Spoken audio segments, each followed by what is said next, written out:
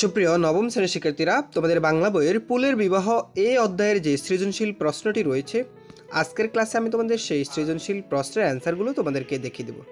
শিক্ষার্থীরা, তার পূর্বে তোমাদের সবার প্রতি একটা রিকোয়েস্ট থাকবে, তোমরা যারা এই চ্যানেল নতুন অবশ্যই চ্যানেলটি সাবস্ক্রাইব করে রাখবা, যারা করেছো তাদেরকে অসংখ্য ধন্যবাদ। শিক্ষার্থীরা, এই হচ্ছে সেই সৃজনশীল প্রশ্নটি, তোমরা তোমাদের পাঠ্য বই থেকে পড়ে নিবা, তবু আমি একবার তোমাদেরকে পড়ে দিচ্ছি। মৌরি একদিন বাবার কাছে বায়না ধরে বোটানিক্যাল গার্ডেনে বেড়াতে যাবে। বাবা একদিন ওকে নিয়ে বেড়াতে গেল, ভীষণ খুশি হয়। নানা জাতের ফল গাছের সমারোহ দেখে সে অভিভূত হয়ে যায়। দীর্ঘদিন সে যেসব ফুলের নাম শুনেছে সেগুলো আজ নিজ চোখে দেখে খুবই আনন্দিত হয়। অবশেষে সিদ্ধান্ত নেয় বাড়ির আঙ্গিনায় ছোট একটা বাগান করবে। এটা ছিল উদ্দীপক। তো উদ্দীপকের আলোকে এখানে চারটা প্রশ্ন। কত বলা হয়েছে ফুলের বিবাহ গল্পের কে ঘটকের দায়িত্ব পালন করে? খ, ক্ষুদ্র বৃক্ষটি কেন বিরক্ত হয়েছিল? ঘ, উদ্দীপকে মৌরির ভালো লাগার বিষয়ের সঙ্গে ফুলের বিবাহ গল্পের সাদৃশ্য দিকটি ব্যাখ্যা কর। ঘ, মৌরির মাঝে সৃষ্ট প্রতিক্রিয়া যেন ফুলের বিবাহ গল্পের মূল চেতনা যুক্তিসহ বুঝিয়ে লেখ। শিক্ষার্থীরা, এখন আমরা এই প্রশ্নগুলো অ্যান্সার দেব।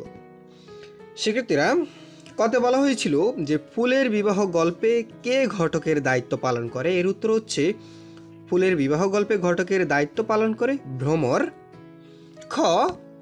খতে বলা হয়েছিল ক্ষুদ্র বৃক্ষটি কেন বিরক্ত হয়েছিল? এর উত্তর হচ্ছে ক্ষুদ্র বৃক্ষটি বিরক্ত হয়েছিল কারণ ঘটক ভ্রমর পাত্রের সম্পর্কে আরও বিস্তারিত জানতে চাইছিল, অর্থাৎ পাত্র সম্পর্কে যেহেতু আরও বিস্তারিত জানতে চেয়েছিল এবং নগদ দান দাবি করছিল, যা বৃক্ষের জন্য অস্বস্তিকর ছিল। তার ধারণা ছিল যে আগে বরকে নিয়ে কথা বলা উচিত, কিন্তু ঘটক বরাবর পাত্রের গুণ ও নগদ দানের কথা তোলায় বৃক্ষটি বিরক্ত হয়। এরপরে দেখো, গতে বলা হয় উদ্দীপকের মৌরি ভালো লাগার বিষয়ের সঙ্গে ফুলের বিবাহ গল্পের সাদৃশ্যপূর্ণ দিকটি ব্যাখ্যা করো। এর উত্তর হচ্ছে উদ্দীপকে মৌরি বোটানিক্যাল গার্ডেনে গিয়ে নানা জাতের ফুল ও ফলের গাছ দেখে অভিভূত হয়, সেখানকার সৌন্দর্যে সে আনন্দিত হয়। তাই এই ভালো লাগার মূল বিষয় হলো প্রকৃতির নানা রূপ এবং ফুল ফলের প্রতি তার আকর্ষণ। একইভাবে ফুলের বিবাহ গল্পে ফুলের বিবাহ আয়োজন এবং ফুলগুলির মধ্যে সম্পর্ক, সৌন্দর্য সমন্বয় একটি গুরুত্বপূর্ণ বিষয়। গল্পে ফুলগুলির মধ্যে যেমন সম্পর্ক সৃষ্টি হয়, ঠিক তেমনি মৌরি উদ্দীপক প্রকৃতির সৌন্দর্য এবং ফুল ফলের প্রতি আগ্রহ দেখায়।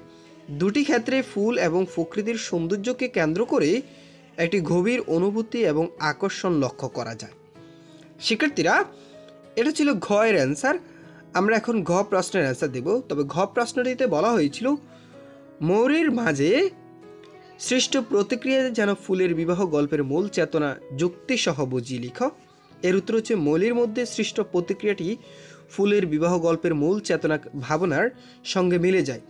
মৌরি যখন বোটানিক্যাল গার্ডেনে গিয়ে ফুল ফলের সৌন্দর্য দেখে তখন তার মনে এক নতুন অনুভূতি উদয় হয়।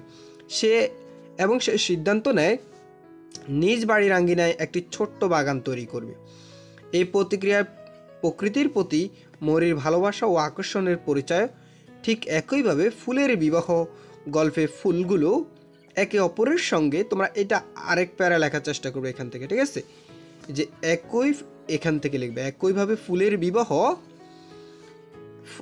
গল্পে ফুলগুলো একই অপরের সাথে সম্পর্ক তৈরি করে এবং তাদের মধ্যে সৌন্দর্য এবং ভালোবাসা প্রবাহিত হয়। গল্পে ফুলগুলো যেমন মল্লিকার বিবাহের মধ্য দিয়ে মিলিত হয়, তেমনি মৌরি নিজ প্রকৃতির সৌন্দর্য দেখে সেগুলোর প্রতি এক নতুন আকর্ষণ অনুভব করে। শিক্ষার্থীরা, এরপরে দেখো, গল্পের মাধ্যমে যে অনুভূতির সম্পর্ক এবং সৌন্দর্যের আকর্ষণ করা হয়েছে, মৌরির মাধ্যমে সেই অনুভূতি প্রকাশ দেখে। সুতরাং মৌরির প্রতিক্রিয়া ফুলের বিবাহ গল্পের মূল চেতনার এক অপরের পরিপূরক, যেখানে প্রকৃতির সৌন্দর্য এবং সম্পর্কের প্রতি আকর্ষণ প্রধান ভূমিকায় পালন করে। শিক্ষার্থীরা, এভাবে ধারাবাহিক পর্ব অনুযায়ী তোমাদের বাংলা বইয়ের সবগুলো প্রশ্নের অ্যান্সার আমি তোমাদেরকে দেখিয়ে দেবো। সেই পর্যন্ত তোমরা সবাই ভালো থাকবে, সুস্থ থাকবে, আর যারা চ্যানেল নতুন অবশ্যই চ্যানেলটি সাবস্ক্রাইব করে আমাদের সাথে থাকবে। ধন্যবাদ সবাই।